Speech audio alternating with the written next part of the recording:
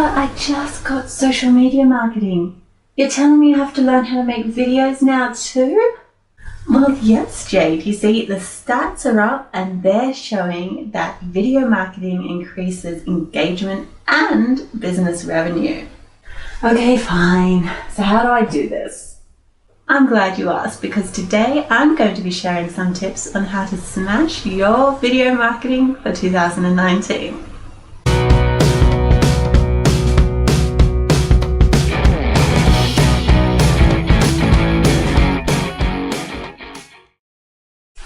Hi, I'm Jade, and you have found my channel, Misskoko. Each week I upload new content that will help you improve your online presence. And when you have a rockin' online presence, you're meeting career and business goals. So make sure you subscribe, because I want to see you back here next week learning along with me.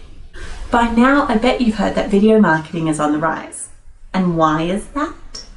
According to some major marketing companies like HubSpot and Uscreen, video allows for better engagement. It gives audiences a chance to view a product in action before buying, and it helps to build trust. So how can we small businesses stand out with video marketing in 2019? I think the first step is to understand the system. Whether you make video for Facebook, Instagram, or YouTube, you need to understand how the algorithm works on those platforms. For instance, Facebook shows people more video in their feeds because that's what it likes. So feed the beast. Oh, and here's an interesting one that you may not know. IGTV on the Instagram platform allows you to upload 1 hour of content without the subscriber barrier that YouTube has. Another way we can stand out is to have a workflow. See, most people just jump straight in when they start creating video, and they don't actually realize how much work it is. If it's your first time creating any video content, I want you to go and write down what you think your workflow will be, and then compare it to what you actually did after you finished making the video. If you have been creating video for a while and you don't have a workflow, I want you for your next video to document every single step that you did and then reshuffle them, rearrange them so that your workflow becomes efficient and helps you to produce video quicker. And once you have that workflow, I want you to use it for 3 or 4 videos and then reevaluate how it has worked for you, because you'll learn and you'll find more efficient ways of doing things as you produce more video. You may have heard of reusable content. Videos are great content to reuse, but you need to be smart about it. If you're going to repurpose video into audio content, be conscious of what you say, because someone listening to the audio recording of your video doesn't want to hear. So in this video and the last video that I did, and make sure you click the red subscribe button all throughout your audio. And that script that you wrote before you even started recording, yes, before you start recording, that script is great to repurpose for blog posts, for email marketing, and even for your social media posts.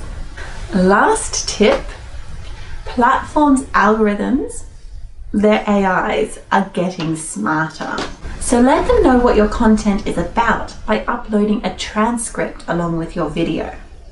This is particularly effective on YouTube because YouTube is a search engine all on its own. The second biggest search engine after Google. Did you know that? I learned that this year. And while YouTube is a video platform, it can't actually search within the content of a video yet. So giving it a transcript allows YouTube to index that video and tells it exactly what it's about, which is great for you because it gives your content extra organic discoverability. Now, wasn't that a mouthful? So that's it for this week. Actually, no, it's not. I just thought of one more thing. Okay, one last tip. Make sure you mix up your content. While you are going to be producing video, mix up how you do it. One week you may decide to do a narrative style with a beginning, middle, and end, conflict and characters and all that good narrative stuff. Another week You might decide to do a talking head video, which is essentially what this one is. But whatever type of video you produce, make sure you're always greeting your audience and making them feel like they've just come home. But most importantly, in the first 10 seconds of your video, let your audience know what it's about.